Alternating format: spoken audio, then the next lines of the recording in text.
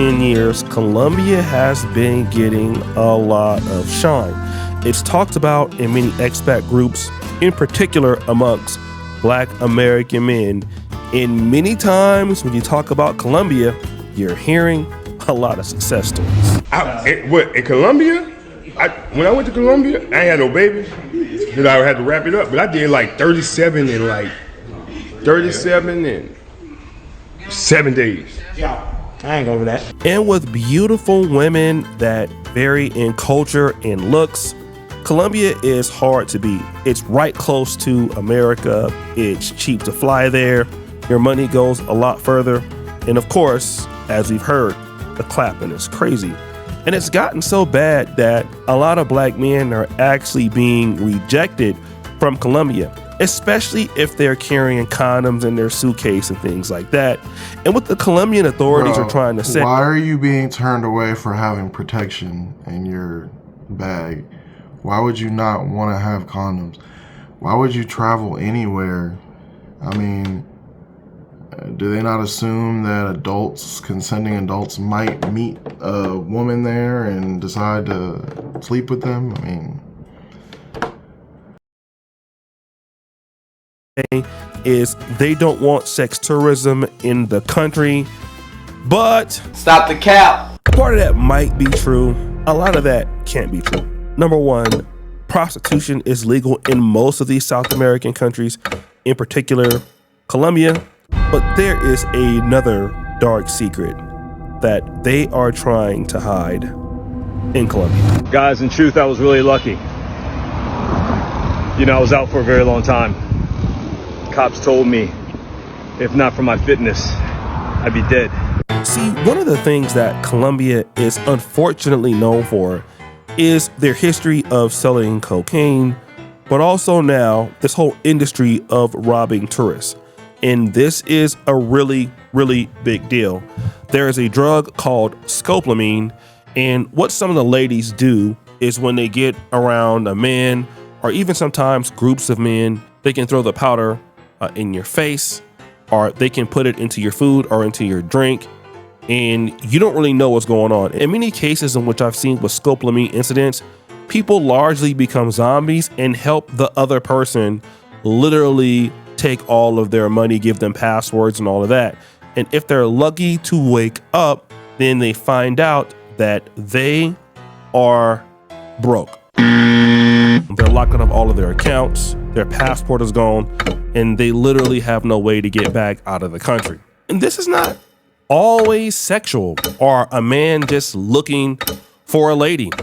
This can just literally be in the mall. Basically, what happened is he met a girl in the mall, and he said she actually approached him in the mall. They exchanged numbers. He was ended up speaking for like 2 weeks, and they had like 4 or 5 dates. And on the 5th date, they went for a coffee in the morning, and bro, she woke up, absolutely swiped him for everything, bro, everything.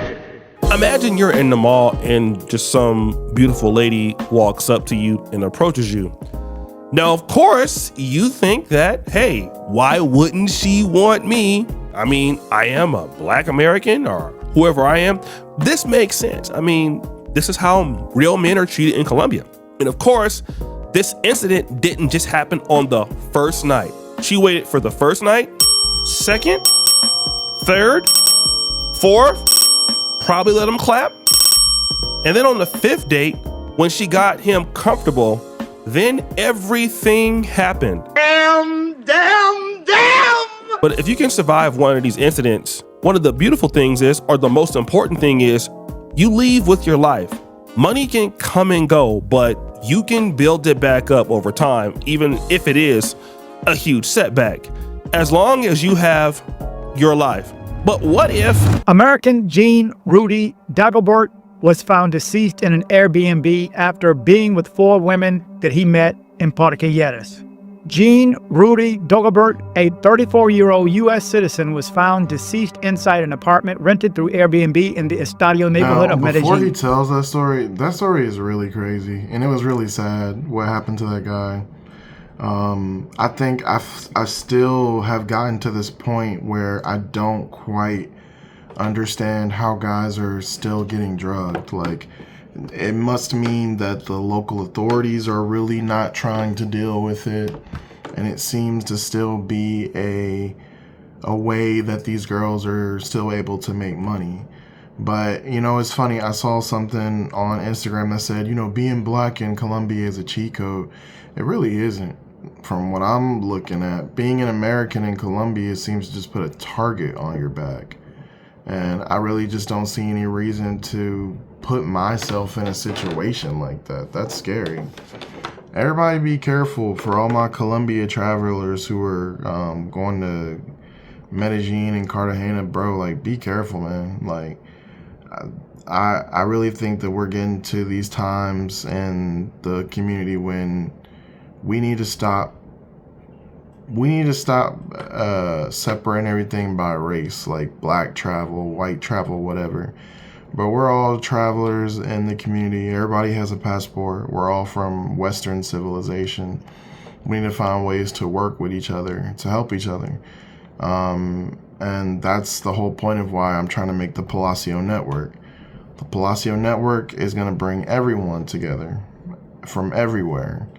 The Passport Bros movement is dead, bro. We gotta let that Passport Bros movement, it doesn't even exist in my mind anymore. Where I'm thinking about Passport Bros. We need to be thinking more about wealth, health, getting our bags up, and using that money to build freedom so that we can travel. That's what Palacio is. That is freedom. I want to give a shout out to the YouTube channel DC Born Rob. Check out his full video called U.S. American Tourist Found Deceased in Medellin Airbnb. And this story revolves around a young man by the name of Jean Rudy Dagobert. Now, here's something to understand. Mr. Dagobert was not there by himself. His brother was there with him and an accomplice. I believe they came from Florida. So they flew down and they met these 4 women in a place called Parque Lleras in Poblado, in Medellin. I've heard a lot about this place. A lot of brothers go out there. It's more of an upscale area. Now, if you go to a foreign country, I don't care if you go to Medellin, I don't care if you go to Brazil, if you come to Kampala, if you're a first time traveler to any country, always stay in the most expensive, exclusive area. I 150% disagree with that.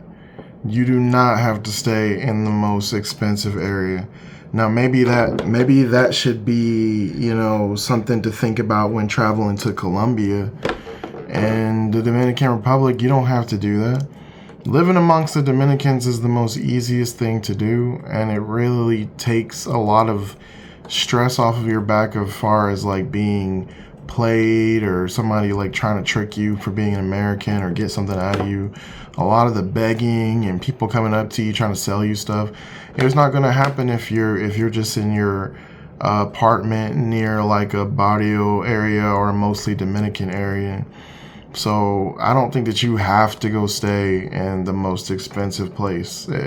Honestly, just staying in a normal spot is fine. I think maybe that's something to consider, like I said, in Colombia. But I don't imagine that if you're in a place where people aren't scoping people, like, bro, what the fuck? Why? I'm on vacation. I'm not trying to think about, oh, let me go to the most expensive area so I can avoid being drugged. That's crazy. I would just rather not go at all. Always do that. Now, the most expensive and exclusive areas also tend to have rules. They may not let you have visitors and things like that, or they may allow the visitors to check in. And in Colombia, I believe this is the case because of what's been going on with the scopolamine addictions and all of that. I believe that a lot of the higher end places won't even let people come in or groups of ladies come in. So these guys probably understood that. And so what they did is they rented a house here in Estadio. So if you see, this is an apartment here. It's a mid style of home and they got this in Airbnb. They can bring anybody they want at the same time. Now, you got 3 black men coming into the place. So they like their odds. I mean, what can 4 women do with 3 black men? So they go in there, and then one of the brothers wakes up in the middle of the night and he notices something is wrong. He sees the women looking suspicious. He sees they got their bags. And when he confronts them, they just take off running. Two hit the door, two hit the balcony. And if you can look at this place again, you can see that if they jump from the balcony, it's not a far drop. So they're not gonna literally break their ankle or anything. They can just kind of keep running and continue going. And then that's when Dagobert's brother and the friend chase after the girls. They can only get one of them. But at the same time, Dagobert is in the house dead, okay? Now they found the lady with, the jewelry on and all of that other stuff. Then again, this is a scopolamine case that went bad. Let's talk about some of the issues for guys going overseas. Number one, when you go to Airbnb, you have zero physical security. All right? I know brothers want to clap and you think that you can protect yourself in a foreign country because all of y'all together. This is one of the worst ways to go outside. You have to, again, understand what I'm saying. Stay where the best places are. If you can't afford to stay in the best place, literally don't go. I don't even care if it's your second or third time going, don't go. Because women are going to look at the fact that you have your own spot, and if you have your own spot, your own house, they know they can get it in because this is a cartel. If they were staying somewhere at a more exclusive place, they wouldn't have even come back to the place. They would have probably tried to get these guys to come back to a different place where it could have been all bad. Second thing, I know a brother that is now living in Thailand, but he lived in Colombia. A brother by the name of Zuriah. Check him out on TikTok. He's also here on YouTube. He lives in Thailand now. He was the victim of scopolamine. If it wasn't for his fitness level, he would have died, just like the first guy I put up there. Now, he's been so helpful to guys who have had this sort of situation. He put his own self out there, telling a story of how he lost thousands of dollars when, two chicks was at his house and they put it in the food and all of this. And here is what you should do if you ever get in this situation. Your whole body's gonna sink. You're gonna feel like it's a downer. You're gonna get really, really tired. Your eyes are gonna literally just drop. That is the symbol that you should literally get out of there. Tell the person that you're with to get out. Put them out. Because that means you're gonna go down in a couple of minutes. You need to fight yourself to stay up, to get to some help. You'll feel drowsy. You'll feel like you can't control yourself. Your eyelids will be getting dim, but you will have enough strength. Literally, if there are women there, you can get them out of your house. Get out! I know this happened to another guy in Brazil, and he did just that. He did whatever he could to get them out of the house. And so now once they were out of the house, if he was gonna go ahead and fall asleep and whatever it was, that was okay. Once he woke up, he would still have all of his, his stuff. And typically what happens is, when you get hit with scopolamine, sometimes when you wake up, you still may not even remember. He said that he was trying to fight people in the hospital, trying to get out of the IVs, because they're literally clearing out your accounts as you're going through it. Another thing, people are already being critical about this situation with this young man, saying that, hey, this is what guys get for going to Colombia looking for sex. I get what people are trying to say. This could also happen to you in the States, but it is happening overseas. So you got to know if somebody is wanting to go home with you. Bro, I don't even think it's fair to say that this is happening overseas. It really seems to be only happening in South America. In all my years of traveling, I've never experienced this. And if you guys want to watch the rest of this video, the original video is by O'Shea Duke Jackson. I pretty much finished most of it, but guys, let's just be real. The Passport Bros movement has to come to an end. It has to be replaced by something else. We can't focus so much on just taking all of our money to spend it on prostitutes. It's like, I can sit here and tell y'all the stories, that I've had over the years of me traveling. But at the end of the day, it still mainly focuses on the fact that these are just like little adventures I had. But in between all that time, I still experienced relationships and friendships and understanding cultures that were different than mine. So I think that we have to also take into the fact that, yes, we are going out there because we want to meet women, and it's easier to, sleep with women out there. But essentially, you're better off meeting a good girl, just meeting a nice girl that you could potentially bring to the United States or keep there and have a life with. But I think that the most important thing that we have to realize is that whatever happens, bro, be careful in Colombia.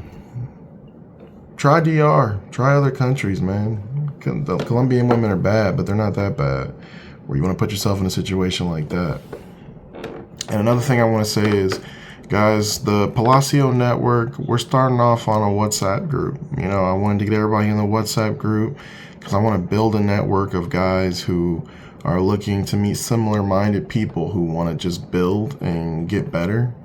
Better your life, better your situation. And the best way we can do it is together. Soon, we're going to be building a website, and Palacio will be an official website that you can go to and get everything that you need for travel. But guys, go check out the rest of the video. If you do have any questions, of course, hit me up personally, hit me up on the WhatsApp group, hit me up on the channel. But I'll catch you guys in the next one. All right, peace.